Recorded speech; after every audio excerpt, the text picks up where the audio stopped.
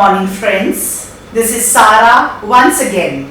The year 2019 has begun and the world is looking forward towards World Cup 2019. Children in sports club, aspiring youth practicing T20 and the participating team cricketers doing their net practice. The whole world is geared towards one goal, the goal of bringing humanity together. Behind the but obvious entertainment, competition and commercialization of sports, humanity comes together towards one goal. Goal of bringing together different racial, cultural and national groups of people together. We see even countries warring with one another, laying down their arms and coming together to cheer their national team. Afghanistan. Most of the players in Afghanistan were brought up during the refugee camps during the Taliban period. Today Afghanistan is identified as a key player on World Cup. The dedication, hard work of the players won them the support of the international team, and today we have Afghanistan playing with the superpowers, competing with the superpowers in the World Cup 2019. During World Cup, we see strangers, complete strangers from different ethnic groups and communities high-fiving, hugging and dancing together.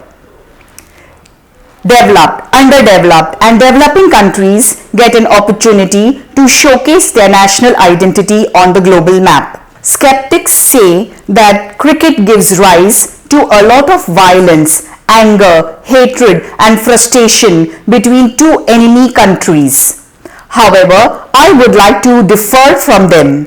There are instances in the history of sports, in the history of cricket itself, where humanity has come alive and people have bonded together.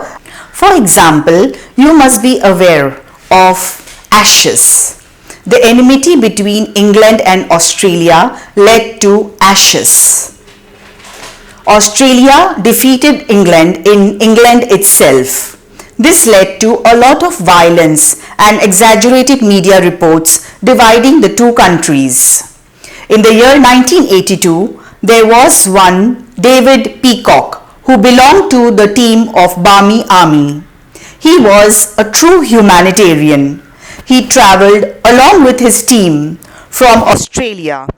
In the year 1994, the Barmy Army developed alliance with the England and Wales team and encouraged, inspired the school children in England itself. Ever since, the conditions and the relations between the two countries, England and Australia, have improved to such an extent that violence in cricket has been eliminated. There was another interesting episode on social media whereby the Pakistani fans put the profile picture of Indian cricketers and the Indian fans put the profile picture of Pakistani cricketers. This was a movement where thousands of people from the opposite country started uniting, bonding and bridging together the hearts of the people of these two countries, India and Pakistan. These examples in the sports world show that people have the potential to rise above their conflicts, differences, past history and unite together for the great good. On this platform of World Cup 2019, I would like to address two important issues which are very close to my heart. One is nuclear disarmament and second is the human rights and protection of international migrants and refugees of the world. The 20th century has seen a lot of wars, conflicts between different racial groups and ethnic groups, as a result of which there have been refugees and international migrants spread all over the globe. The 21st century, the future generation, they are not aware of the destruction, and the side effects of nuclear weapons. A minor default just in testing the nuclear weapons has the potential to destroy the entire planet Earth. Whenever the member states of United Nations sit on a table to discuss their future, they only see their national interest, and as a result, leaders have been beefing up their arsenals due to insecurity and fear. There are no winners in a war. Whether this side Bob or that side Muhammad is killed, it is eventually the loss of human life. The logic of having nuclear weapons in itself is a form of evil.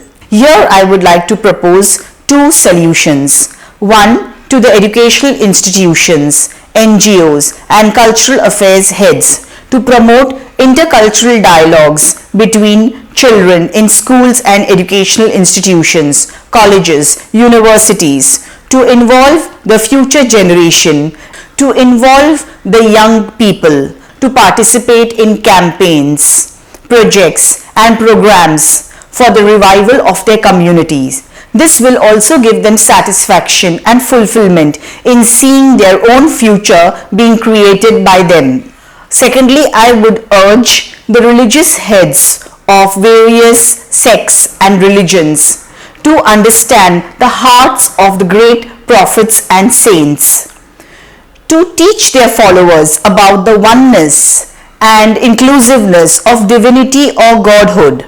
For example, if Ram, Allah, Jesus or Nanak were to have a round table conference, they would all come at a common consensus, and that is peace and happiness of all mankind. Finally, it is for all of us to take responsibility, for each of us to understand that when we change, the environment around us changes. Whether it is domestic violence at home or bullying in schools, all these are miniature forms of war. The perpetrator of crime as well as the victim have to wake up and say no. No to violence and no to hatred and destruction. The second issue that is close to my heart, and I would like to take the honor of addressing it on the platform of World Cup 2019, is the refugees of the world. Think about it. Due to political instability, social unrest and economic recession, about 51 million people in the world are forced to live as refugees.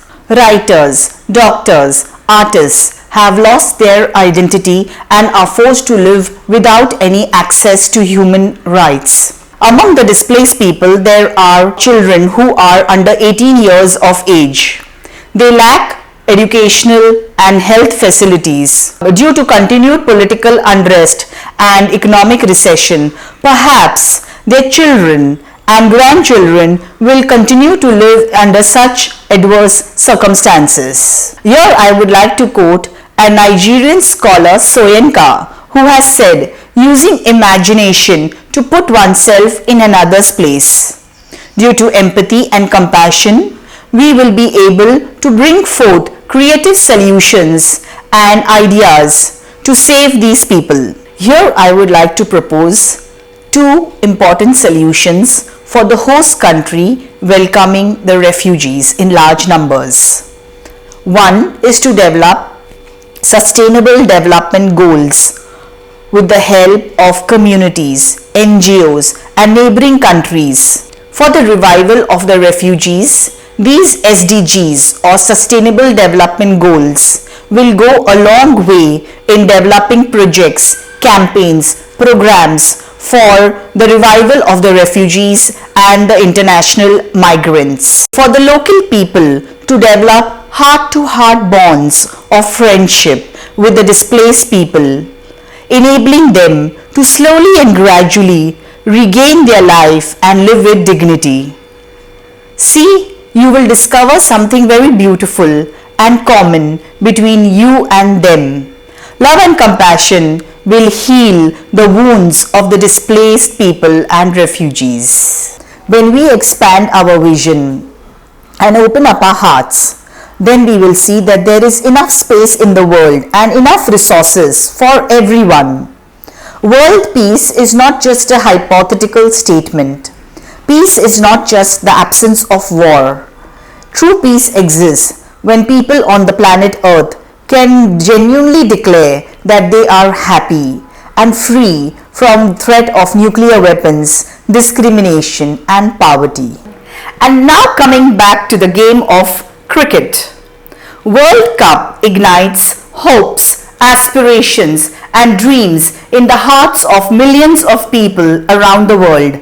Fans want to be in, either on field or off field as spectators. Cricketers who reach the state, national or international level are born as a result of the cherished dream to play big in the game of cricket.